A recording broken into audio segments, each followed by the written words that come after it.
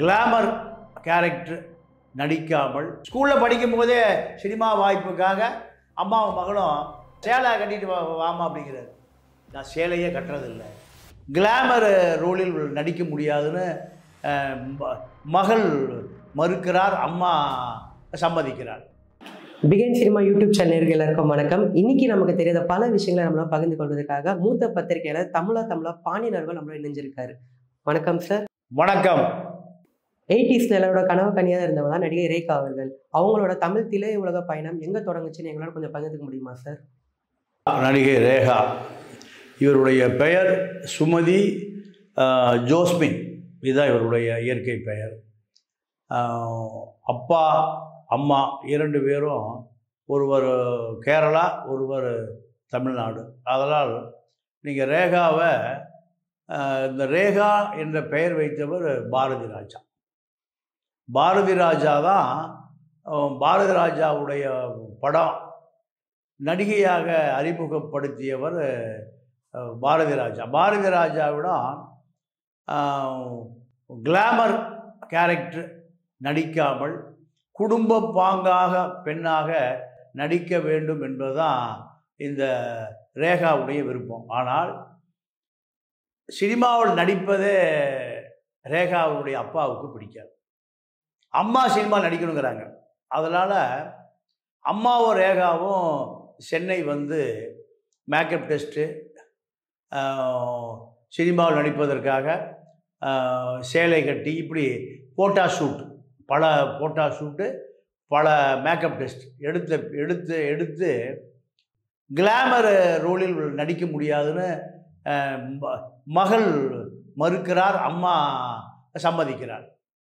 ஆனால் மகளுடைய பிடிவாதத்தால் திரும்பி போகிறாங்க.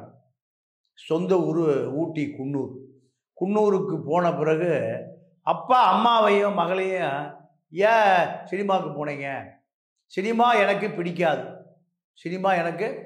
பிடிக்காது, அதனால் நீங்கள் ரெண்டு பேரும் சென்னை போனது தவறுன்னு ரெண்டு பேரையும் போட்டு அடின்னு அடிக்கிறார்.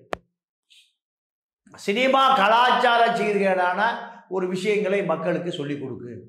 எல்லா படங்களும் நல்ல படங்கள் வருவதில்லை, எல்லா படங்களுமே கிளாமர் ரோல். நடிகை என்பவள் அவள் ஒரு பொழுதுபோக்கு அம்சம், அவளிடம் உள்ள பெண்ணிய குணங்களை பார்ப்பதில்லை. இதுதான் அவங்க அப்பாவுடைய அழுத்தம் திருத்தமான கருத்து. இப்போ அவங்க அப்பா இறந்து சென்னையில் தான் கல்லறை தோட்டத்தில் அடக்கம் பண்ணியிருக்காங்க.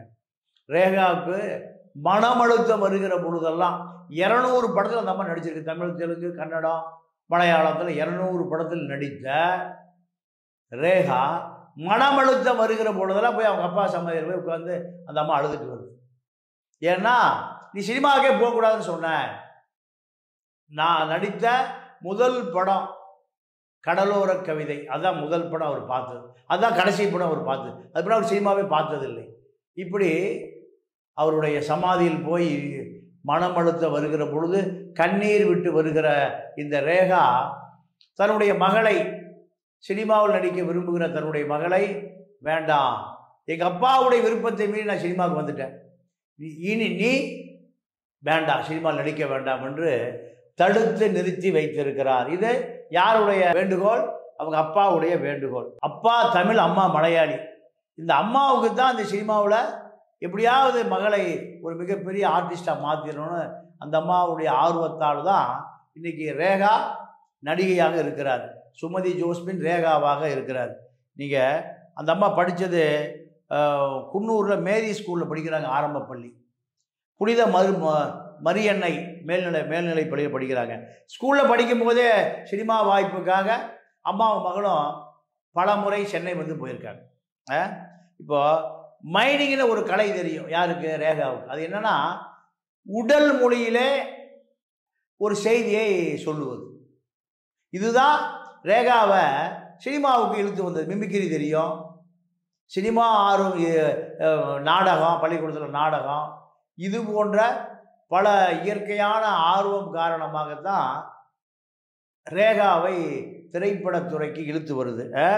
நீங்கள் அதாவது சென்னை வந்து முதல்ல சந்தித்தது கலைமணின்னு ஒரு டைரக்டர்.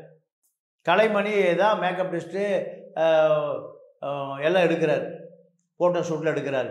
எடுத்து அவர் என்ன சொல்கிறாருன்னா, நான் எடுத்த படத்தில் கிளாமர் ரோல் தான் இருக்குது, அதனால் நீங்கள் என்னுடைய நண்பர் ஒரு டைரக்டர் இருக்கார் பாரதி ராஜா, இதெல்லாம் 70களில் நடந்தது, அவரை அறிமுகப்படுத்துகிறார், நீங்கள் அவரை எல்லாரோடும் எடுப்பார். இதுதான் முதல்ல பாம்குரோவில் தான் பாரதி ராஜா மேக்கப் டெஸ்ட் எடுக்கிறார். ஃபோட்டோ ஷூட் என்னவோ பாம்குரோவில் தான் நடக்குது. பாரதி ராஜா சேலை கட்டிட்டு வாமா அப்படிங்கிறார். நான் சேலையே கட்டுறதில்லை, எல்லாமே சுடிதார் மாடர்ன் ட்ரெஸ் தான், சேலை கட்டி பழக்கம் இல்லை. இல்லை, சேலை கட்டி பழக்கம் இல்லை. பாரதி ராஜா பொட்டு வச்சுட்டு வாங்குறாரு, அந்த அம்மா பொட்டு வச்சுட்டு வருது. அடுத்து நீ காலில் எறும்பு ஏறிடுச்சு, அந்த எறும்பு ஏறுனா மேலே ஊர்ந்துட்டு போயிட்டுருக்கு. அதே போல் அது எப்படி நீ நடிப்பேன்னு கேட்குறாரு. எறும்பு எனக்கு ஊறவே இல்லையேங்கிறாரு.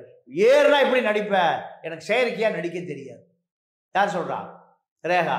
அப்போது இந்த பெண் தான் நமக்கு சரியான தேர்வு. இந்த இந்த உடல் மொழி தான் கடலோர கவிதை 1986 ஜெனிஃபர் டீச்சர்னு ரிலீஸ் ஆகுது. அந்த படம் தான் ரேகாவுக்கு ஒரு மிகப்பெரிய மைல்கல். பட்டி தொட்டியெல்லாம் ரேகாவை கொண்டு போய் சேர்த்த படம் கடலோர கவிதை தான். அப்போது நீ ரொம்ப லீனாக இருக்கம்மா, மீன் முட்டை கறியெல்லாம் சாப்பிட்டு உடம்பு சதம் போடணும், இந்த ஆலோசனை சொல்லி முழுக்க ரேகாவாக கேரக்டராக ஜெனிஃபர் டீச்சராக மாற்றியவர் பாரதி ராஜா தான். அப்போது ஒரு சீன் இருக்குது அந்த படத்தில், சத்யராஜா அடிக்கணும். சத்யராஜா அடிக்க சொன்னால் பயத்தில் மெதுவாக தடவுது. பாரதி ராஜா பார்த்தார், ஓங்கி ஒரு அறை, யாரை? ரேகாவை. அதே வேகத்தில் சத்யராஜா அடிச்சிருச்சு. ஃபஸ்ட்டு சீனே மிகப்பெரிய அதிர்ச்சியோடு ஒரு சீன் உருவாகுது.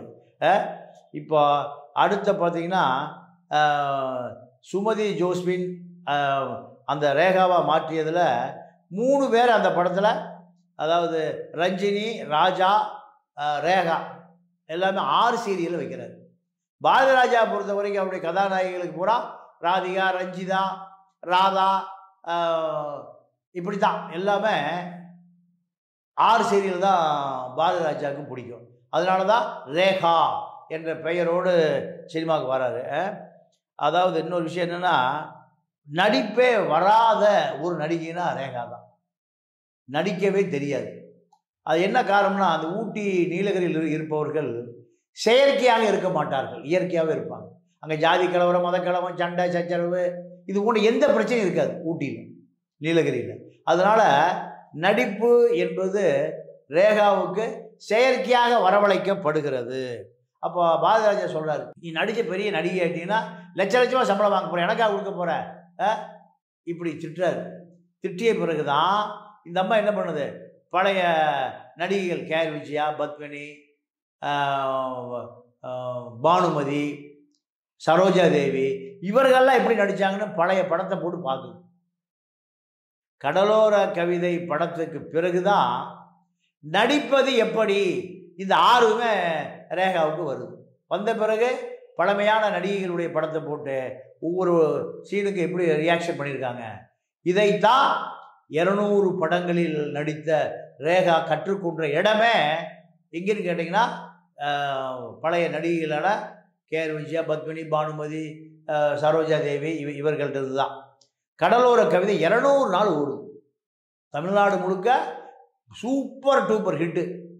கடலோர கவிதை நாயகி ரேகான்னா விஜயகாந்த், மோகன், பிரபு இப்படி பல நடிகர்கள் ரேகாவோடு நடிப்பதற்கு போட்டி போடக்கூடிய அளவுக்கு நடிப்பே தெரியாமல் நடிக்க வந்தவர் தான் இந்த சுமதி ஜோஸ்பினான ரேகா. அந்த படத்தில் அடி ஆத்தாடி இளம் மனசு ஒன்று ரெக்க கட்டி பாருங்க, அந்த பாட்டு தமிழ்நாட்டில் பாடாத ஆட்களே இல்லை, பாடாத பெண்களே இல்லை, இளைஞர்களே இல்லை, இளைஞர்களே இல்லை என்கிற அளவுக்கு அந்த அந்த படம் பாட்டு ரெண்டுமே சூப்பர் டூப்பர். அதில் இசை இளையராஜா. அடுத்து பார்த்திங்கன்னா ஷூட்டிங்கில் போய் ரேகாவுக்கு நடிப்பு சொல்லி கொடுக்கக்கூடிய யாரும் ரொம்ப ரிஸ்க் எடுத்து தத்ரூபமாக நடிக்க கற்றுக் கொடுத்தால் மட்டும்தான் அந்த சீனை நம்ம நடிக்கும். அதுதான் ரேகா நீண்ட காலம் நடைமுறைப்படுத்திய முடிவு. அடுத்து நீங்கள் சத்யராஜ் ரேகா படம் ஆனந்த விடனில் அட்டை படத்தில் வருது. நல்ல நடிகையாக இருக்கு, நல்ல கேரக்டர் ரோலுக்கு பாலச்சந்தர் தேடிட்டு இருக்கார், ஆள் தேடிட்டு இருக்காரு. இந்த படத்தை பார்த்தோன்னே அந்த பொண்ணை வர சொல்லுங்கப்பா, பாலச்சந்தர் வர சொன்னால் அந்த நடிகை மிகப்பெரிய இடத்துக்கு போயிடுவார். அதுதான் புன்னகை மன்னன், கமலோடு ஜோடி. ரெண்டாவது படத்தில் கமலோட ஜோடியில் என்ன நடந்ததுன்னா, கடைசியாக ஒரு காதல் படம், குடும்பம் எதிர்க்கும், 2 பேர் தற்கொலை பண்ணி மலையிலேருந்து சாவாங்க. அதுதான் படத்தில் பெரிய ஹைலைட்டு. மரணம் அடைகிற 2 பேர் மேலே குதிக்கும் போது கமல் வந்து ஒரு முத்த காட்சி, அதாவது இப்போ லிப் லாக், உதட அவர் லாக் பண்ணிடுவார். அதுதான் கமலஹாசனுடைய கேரக்டர். அந்த படத்தில் அந்த சீனை ரேகாட்ட சொல்லவே இல்லை. பாலச்சந்தர் கமலஹாசன் முடிவு பண்ணிக்கிறாங்க. முடிவு பண்ணி அந்த சீன் தத்ரூபமாக வரணும்னு கடைசி நேரத்தில் உதட்டில் முத்தம் கொடுக்குறாரு. அது அந்த பெண் அதிர்ச்சி ஆயிடுச்சு. எங்கள் அப்பா அடிப்பார், எங்கள் அப்பா பேசுவார், அந்த சீனை மட்டும் எடுத்துருங்க. ரேகா அடம் பிடிக்குது, புன்னகை பண்ணல. பாலச்சந்தர்கிட்ட, பாலச்சந்தர் பெரிய டைரக்டர், கமலம் பெரிய டைரக்டர், இல்லாமல் அதை எடிட் பண்ணிடுவோமா? இல்லை, எடிட் பண்ண மாட்டேங்க, நீங்கள் திட்டம் போட்டு என்னை ஏமாற்றிட்டீங்க, என்னை உதட்டை கடிச்சு உதட்டை முத்தம் கொடுத்து. அந்த படம் வருகிற பொழுது அது கண்டிப்பாக அந்த சீன் வரும், எப்படியா எடிட் பண்ணுங்கன்னு ஒரே சண்டை. சரிம்மா, நான் எடிட் பண்ணிடுறேன், நீ கவலையா, நான் சொல்ல என்ன நம்புமா? பாலச்சந்தர் சரி, பாலச்சந்தரே சொல்லிட்டு அந்த படம் அந்த சீனு வராதுன்னு போனால், அந்த படம் ரிலீஸ் ஆன பிறகு அந்த லிப்லாக் முதல்ல முத்தம் கொடுக்குற சீனுக்காகவே படம் மிகப்பெரிய பேசுபொருளாக மாறுகிறது. அப்போ ரேகா சொல்லுது, நீங்கள் என்னை ஏமாற்றிட்டீங்க, எங்கள் அப்பாவுக்கு தான் எனக்கு பயம், எங்கள் அப்பா என்னை மீண்டும் அடிப்பார், உதப்பார். இதுதான். ரெண்டாவது என்னென்னு கேட்டிங்கன்னா, முத்தக்காட்சி நடித்த படம் மிகப்பெரிய ஹிட்டான பிறகு மலையாளத்தில் கமல் வந்து அந்த புன்னகை மன்னன் வசனம் பூரா மலையாளத்தில் சொல்லி கொடுக்கப்பட்டு எடுக்கப்பட்ட படம் தான் அந்த புன்னகை மன்னன். இதில் பெண்கள் அமைப்பு பெரிய போராட்டம் பண்ணுறாங்க. எந்த பெண்கள் நடித்தாலும் கமலஹாசன் முத்தக்காட்சி, ஆபாச காட்சி நடிக்கிறாரு. ரேகாவுக்கு விருப்பம் இல்லாமலே அந்த காட்சி எடுக்கப்பட்டதுன்னு கம்யூனிஸ்ட் சிபிஎம்மில் இருக்கிற பெண்கள் அமைப்பு பூரா பெரிய ஆர்ப்பாட்டம், போராட்டம். அப்போ இந்த அம்மா சொல்லுது, படம் நான் உண்மையாகவே என்னுடைய அனுமதி இல்லாமல் தான் அந்த சீன் எடுத்தாங்க, இருந்தாலும் படம் நல்லா ஹிட் ஆயிடுச்சு, தயவுசெய்து பெண்கள் அமைப்பெல்லாம் வாபஸ் வாங்கியிருக்குன்னு இந்த அம்மா வேண்டுகோள் விடுத்த பிறகு அந்த லிப் லாக் சீனை படத்தில் வைப்பதற்கு அனுமதி கொடுத்து பெண்கள் அமைப்பிட இந்த அம்மா மன்னிப்பு கேட்குது. அது அந்த படத்தில் ஒரு மிகப்பெரிய பேசுபொருளாக மாறிச்சு.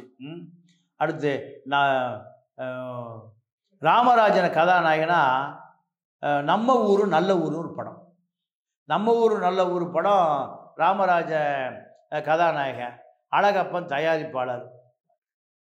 அந்த படம் ஒரு 3ஆவது படம், ஓரளவு நட்டம் தயாரிப்பாளனுக்கு இழப்பு இல்லாத படம். ரேகாவை அந்த படத்தில் நல்ல கேரக்டர் ரோலாக பயன்படுத்தி கொண்டால், கதாநாயகி கேரக்டர் ரோலு 2 பயன்படுத்தி கொண்டால் தயாரிப்பாளனுக்கு இழப்பு இருக்காது. அதுதான். அடுத்து சொல்லுவதெல்லாம் உண்மை, இந்த படம் விஜயகாந்தை வச்சு எடுக்கிறாங்க. அந்த படம் பெரிய சூப்பர் டூப்பர் ஹிட்டு. தம்பி தங்க கம்பின்னு ஒரு படம், நினைவு ஒரு சங்கீதம், விஜயகாந்தோட நம்ம தொடர்ந்து நடிக்கிறாங்க. அன்னைக்கு டாப் கமல் ரஜினிக்கு அடுத்தபடியாக விஜயகாந்த் தான். மேகம் கருக்குது பிரபுவோட ஒரு படம் நடிக்கிறாங்க. இது ஒரு தொடர் கதை, மோகனோட ஒரு படம் நடிக்கிறாங்க, மைக் மோகன். கதாநாயகி தேவை என்றால் நீங்கள் ரேகாவை போடுங்க. இதுதான் ராமராஜனுடைய எங்கள் ஊர் பாட்டுக்கார சூப்பர் டூப்பர் ஹிட்டு. செண்பகமே செண்பகமே அந்த படம், மதுரை மறிக்கொழுந்து வாசம், இந்த படமெல்லாம். அப்போ ராமராஜன் ரேகா காம்பினேஷன் போட்டால் பட்டி தொட்டியெல்லாம் எம்ஜிஆர் படத்தை போல ரஜினி படத்தை போல ஓடும் அப்படின்னு சினிமா இண்டஸ்ட்ரியில் ஒரு பெரிய பேர் வாங்கி கொடுத்த படம் தான் ராமராஜ ரேகா படம். அடுத்து சத்யராஜ் கூட என் பொம்முக்குட்டி அம்மாவுக்கு ஒரு படம் சத்யராஜோட. அது எடுத்தவர் யாருன்னு கேட்டிங்கன்னா பாசில், மலையாள டைரக்டர். இப்போ இருக்கால வில்ல பகத் பாசிலுடைய அப்பா டைரக்ட் பண்ண படம். அந்த படம் தமிழில் வந்த படம், மிகப்பெரிய வெற்றி. தயாரிப்பாளர் 3 படத்துக்கு தேவையான ஃபைனான்ஸை அவருக்கு வந்து சேர்ந்துருச்சு. ராமராஜன் ரேகா ஜோடி, ராசியான ஜோடின்னு பாட்டுக்கு நான் அடிமை ஒரு படம். அந்த படத்தில் அதே போல தான் நல்ல காம்பினேஷன். விசுவோட வரவு நல்ல உறவுன்னு ஒரு படம். ரேகாவை கிளாமர் கதாநாயகி, குடும்ப பாத்திரம், காமெடி பாத்திரம், இப்படி அத்தனைக்குமான நடிகையாக ரேகா தன்னை மாற்றிக்கொண்டார். அடுத்து பிரபு, விஜயகாந்த், மோகன், ராமராஜன், பாண்டியராஜன் நடிக்கும்போது பாண்டியராஜன் கொஞ்சம் குள்ளம், ரேகா கொஞ்சம் உயரம். அதனால் நீங்கள் ஷூட்டிங் ஸ்பாட்லேயே பாண்டியராஜனை கொஞ்சம் உயரமாக, கொஞ்சம் மேடை போட்டு கொஞ்சம் உயரமாக எல்லாம் விரித்து இந்த அம்மா ஈக்குவலாக வர்ற மாதிரி தான் கேமரா வைப்பாங்களாம். அப்போ அந்த அம்மா சொல்லிச்சான், என்ன வேணால் ஏதாவது பள்ளத்தில் வைங்க, அவரை மேடாக்க வேண்டாம், அது ரொம்ப சிரமமாக இருக்குது. கதாநாயகன் குள்ளம், கதாநாயகி உயரம்னா காம்பினேஷன் ஒத்து வராது. இதுக்காக இந்த அம்மா வேண்டாம், அவரை மேடாக்க வேண்டாம், நடிக்கிறது கஷ்டமாக இருக்குது, என்னைக்கு கொஞ்சம் நடிக்கிற இடத்த கொஞ்சம் பள்ளமாக்குங்க, இப்படி அந்த அம்மா வேண்டுகோள் விடுக்குது. என் புருஷன் எனக்கு மட்டும்தான் விஜயகாந்தோட நடித்து மனோபாலா தயாரிப்பு. அந்த படம் சினிமா இண்டஸ்ட்ரியில் பேசுபொருளாக மாறியது. புரியாத புதிர் ரவிக்குமாருக்கு முதல் படம். அந்த படம் பார்த்திங்கன்னா ஆர்பி சௌத்ரி தயாரிப்பாளர். ரசம் குடிக்கிற மாதிரி ஒரு சீனு. ரகுவரன் அதில் வில்லன். ரகுவரை எப்பவுமே எந்த சீனையுமே நேச்சுரலாக வரும்னு நினைப்பார். அதனால் என்ன பண்ணிட்டார், ஒரு சீனில் சூடாக இருக்கிற ரசத்தையும் மூஞ்சில் ஊற்றிட்டார். ஸ்டுடியோவே பதறி போச்சு. நடிகையினுடைய அழகே முகம்தான். சுட சுட ரசத்தையும் மூஞ்சில் ஊற்றுனா. அப்போது ரகுவரை மன்னிச்சுக்கம்மா, நான் தெரியாமல் ஊற்றிட்டேன், இந்த ரசம் ஆறி போயிருக்குன்னு நினச்சேன், சூடாக வச்சுருந்தது அந்த தொழில்நுட்ப கலைஞர்களுடைய தவறு, அதனால் தவறுக்கு நான் மன்னிப்பு கேட்குறேன். அப்படியே அந்த அம்மா ஒரு வாரம் முழு ரெஸ்ட்டு, சம்பளத்தோடு கூடிய ஓய்வு. இப்போ மலையாள படத்தில் அந்த மாதிரி நடிக்குது. மம்முட்டியோட மோகன்லாலோட பெரிய ஹீரோயினிக்கு கொடுக்கக்கூடிய அந்தஸ்தை ரேகாவுக்கு வாங்கி கொடுத்த பல படங்களில் நீங்கள் மம்முட்டி மோகன்லாலோட நடித்த படம். தெலுங்கில் ராகவேந்திரா கூட நடிக்குது, சிரஞ்சீவி கூட, பாலையா கூட, சோபன் பாபு கூட, இப்படி 200 படங்கள் முழுக்க அன்னைக்கு இருக்கிற டாப் ஹீரோக்களோட தமிழ், தெலுங்கு, கன்னடா, மலையாளத்தில் இருக்கக்கூடிய 4 மொழிகள் இருக்கக்கூடிய டாப் ஹீரோக்களோட இந்தம்மா சரிசமமாக நடிக்க தெரியாமல், நடிப்பது என்றால் என்னென்ன தெரியாமல், கிளாமரில் நடித்தா எங்கள் அப்பா அடிப்பார், சேலை கட்ட சொன்னால் சேலை கட்ட தெரியாது, இப்படி இருந்த அந்த நடிகை ரேகா தமிழ், தெலுங்கு, கன்னடம், மலையாளத்தில் இருக்கக்கூடிய டாப் ஸ்டார்களோடு இணையாக, அதாவது போட்டி போட்டு நடிக்கக்கூடிய அளவுக்கு ஒரு நடிகையாக மாறிவிட்டார். நீங்கள் இந்த அம்மா 1996 ஹாரிஸ்னு ஒருத்தனை திருமணம் பண்ணுது. அவர் யாருன்னு கேட்டிங்கன்னா ஒரு ஷிப்பிலுடைய கேப்டன். 96 சினிமாவை இந்த அம்மா ஒரு பெரிய இடைவெளி ஏற்படுது. குணா படம் தான், குணா படம் ஹிட்டு. அப்புறம் 7 வருஷம் அந்த அம்மா சினிமாவுக்கே வரல. 2002 இந்த அம்மா வந்து 96 to 2002 6 வருஷம் கதாநாயகி கேரக்டர்லாம் முடிஞ்சு போச்சு. முடிஞ்சு போன பிறகு ரோஜா கூட்டம் படத்தில் பூமிகாவுக்கு அம்மா கேரக்டர் முதல் தலை காட்டு 6 வருட காலம் கழித்து. அப்புறம் கௌசல்யாவுக்கு அம்மாவோட வேஷம் நடிக்குது.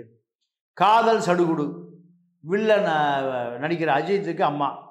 கேரக்டர் ரோல் முழுக்க சினிமா நடித்து விட்டு சும்மா இருக்க முடியாது, அதனால் ஃபுல்லாக கேரக்டர் ரோல் தான். ஹரியுடைய டைரக்ஷனில் ஒரு படம் அம்மா வேடம். இப்படி விஜயுடைய போக்கிரி படத்தில் விஜய்க்கு படத்தில் அம்மா வேடம், விஷாலுக்கு மலைக்கோட்டை படத்தில் அம்மா வேடம், விஷால், தனுஷு, சிம்பு, அஜித், விஜய் இப்படி அத்தனை பேருடையும் அன்றைய ஹீரோக்களோடு ஹீரோயினியாக நடித்து இன்றைய ஹீரோக்களோட அம்மாவாக அந்த அம்மா நடிக்க ஆரம்பிக்குது. ஹீரோவுக்கு அம்மா இல்லை ஹீரோயினுக்கு அம்மா. இதுதான் ரேகாவுடைய கேரக்டர்.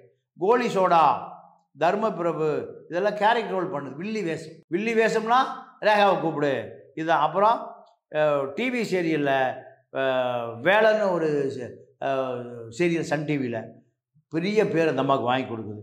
தெலுங்கில் சூடி கொண்டலு அப்படின்னு ஒரு படம் டிவி சீரியலில், விஜயோட கனா காணும் காலங்கள் ஒரு படம்.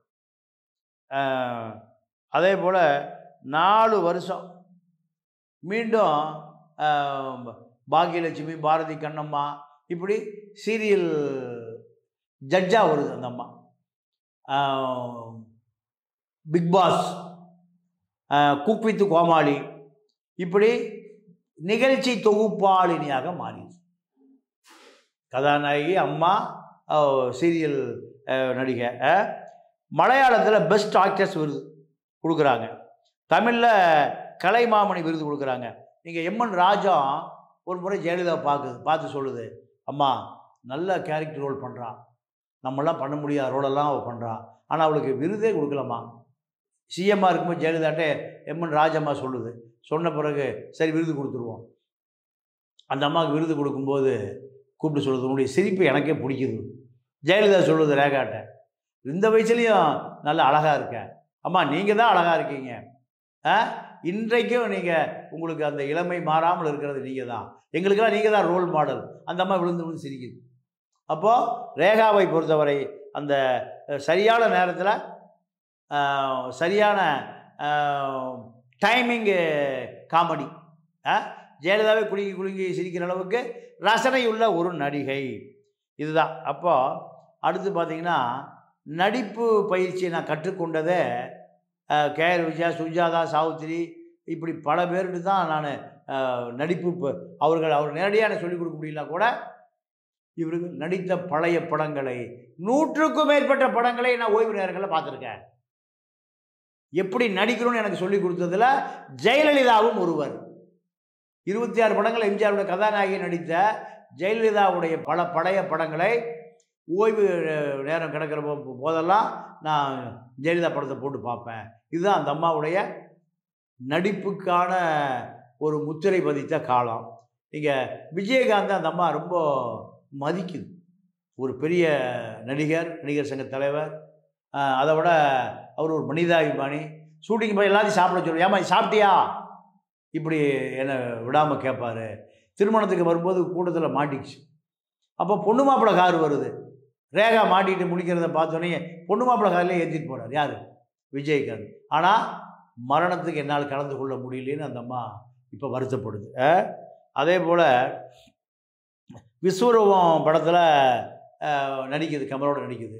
ஆனால் கமலுக்கும் ஜெயலலிதாவுக்கு சண்டை வந்த பிறகு கமலோட சேர்ந்துக்குது.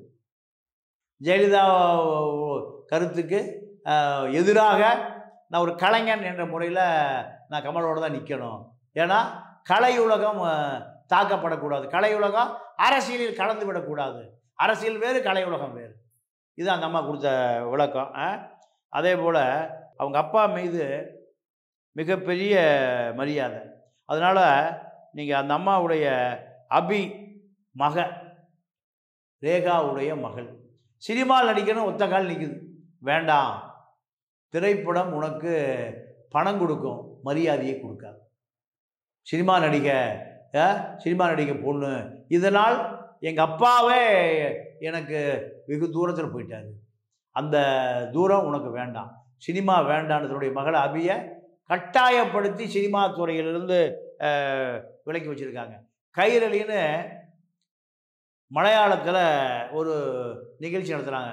ஆதரவற்றவர்கள், பெண்ணுரிமை, பாதி சமூகத்தில் பாதிக்கப்படுகிறவர்கள், இத்தனை பேருக்கு அந்த அம்மா ஒரு பெரிய உதவிகரமாக ஒரு நிகழ்ச்சி நடத்துது.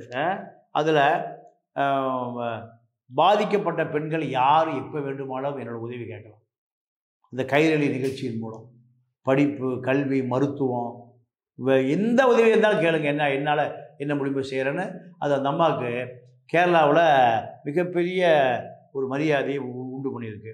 இப்போ அந்த அம்மா என்ன சொல்லுதுன்னா, எனக்கு நல்ல ரோல் கேரக்டரோட கொடுங்க, பெண்களுக்கு பாதிக்காத அளவுக்கு பெண்கள் மீது இந்த சமூகம் அக்கறை கொள்ளக்கூடிய ஒரு வாய்ப்பை எனக்கு கொடுங்க. எனக்கு பணம் முக்கியம் இல்லை, பணம் எனக்கு முக்கியம் இல்லை, எனக்கு சமூகத்தில் பெண்கள் பாதிக்கப்படக்கூடாது, இதுதான் எனக்கு முக்கியம்னு இப்போ இந்த அம்மா அந்த கருத்தை சொல்லுது. ஆனால் அந்த 40 வயசு வரைக்கும் ஹீரோயினியாக நாங்கள் நடித்து எங்களை கருவேப்பிலையை போல தூக்கி ஓரமாக போட்டுறீங்க. ஆனால் ஆண்கள் மரணம் அடைகிற வரை நடித்து கொண்டிருக்கிறார்கள். இது மட்டும் ஏன் ஓர வஞ்சனம் பண்ணுது சமூகம்? பெண்கள்லாம் நீங்கள் 40 வயசுக்கு மேலே ரிட்டையர்டு, அம்மா பாட்டி தாத்தா பூட்டின்னு. ஆனால் 75 வயசு வரைக்கும் ரஜினி ஹீரோவை நடிச்சிட்டு இருக்காருன்னு கேட்குது. ரஜினி கமல் ஹீரோவை நடிச்சிட்டு இருக்காரு, 70 வயசு தாண்டிடுச்சு. அமிதாப் பச்சன் நடிச்சிட்டு இருக்காரு. இதெல்லாம் ஏன்? பெண்களுக்கு ஓர வஞ்சனை. தயவுசெய்து இந்த சமூகம் தன்னை மாற்றிக்கொள்ள வேண்டும்னு சொல்லுது. இப்போ இந்த அம்மாவை பொறுத்த வரைக்கும் மிகப்பெரிய பேர் வாங்கி கொடுத்த படம் காலம் மாறி போச்சு, அண்ணாமலை, திருமதி பழனிசாமி, குணா போன்ற படங்களில் தான் என்னுடைய நடிப்பை இந்த மக்களுக்கு கொடுக்கக்கூடிய வாய்ப்பை எனக்கு கொடுத்த படம். 200 படங்களில் நான் நடித்திருந்தாலும் எனக்கான என்னுடைய நடிப்பை நான் வெளிப்படுத்தக்கூடிய வாய்ப்பை கொடுத்த படம் இந்த படங்கள் தான் சொல்லி அந்த அம்மா இன்று வரை தமிழ் திரையுலகம் என்னை வாழ வைத்தது. மீண்டும் என்னை பயன்படுத்திக் கொள்ளுங்கள், எனக்கு காசு பணமே வேண்டாம். பாதிக்கப்பட்ட தயாரிப்பாளர்கள் வந்தால் நான் இலவசமாக நடித்து கொடுக்க நான் தயாராக இருக்கிறேன். இதுதான் இப்போ இந்த அம்மா தமிழ் திரைப்பட உலகத்துக்கு வைத்திருக்கிற வேண்டுகோள். இன்னைக்கு உங்களுக்கு தெரியாத நிறைய விஷயங்களோட பகிர்ந்துக்கிறதுக்கு ரொம்ப நன்றி சார். நன்றி, வணக்கம். இந்த வீடியோ உங்களுக்கு பிடிச்சிருந்தா லைக், கமெண்ட், ஷேர் பண்ணுங்க. இந்த மாதிரி தொடர்ந்து வீடியோக்களை பார்க்க பிகின் சினிமா யூடியூப் சேனலை மறக்காம சப்ஸ்கிரைப் பண்ணிக்கோங்க.